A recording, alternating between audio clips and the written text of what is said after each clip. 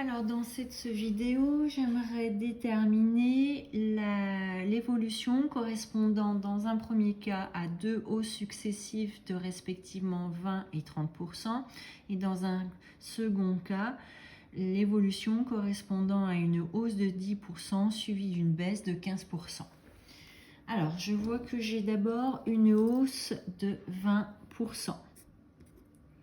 Je vais donc pouvoir calculer un premier coefficient multiplicateur que j'appelle CM1 et je l'obtiens en faisant 1 plus 20 sur 100, autrement dit 1,2.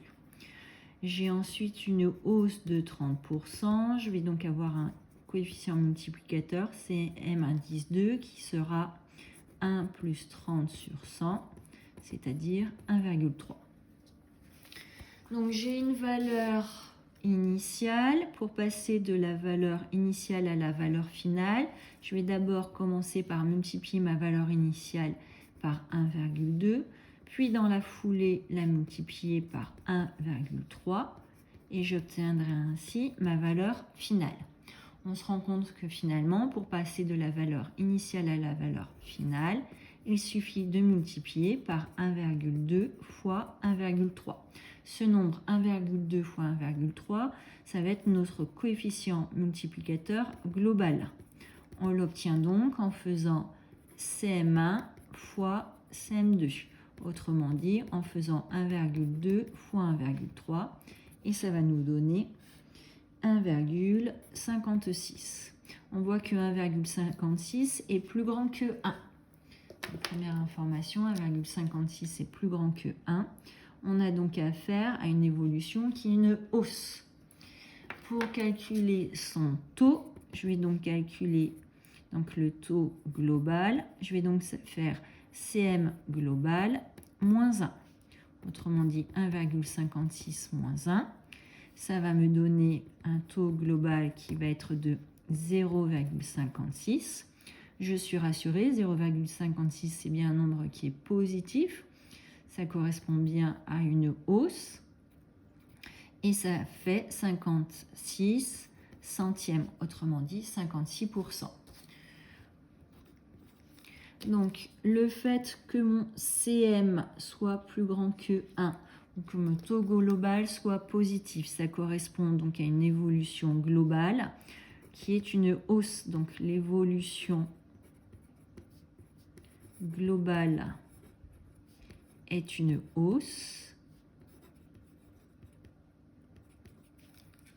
et c'est une hausse de 56%.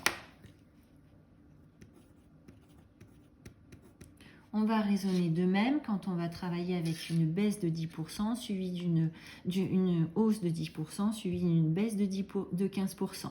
Je vais commencer par calculer mon CM1 qui correspond à une hausse de 10%. Ça va donc être 1 plus 10 sur 100, ce qui va me donner 1,10.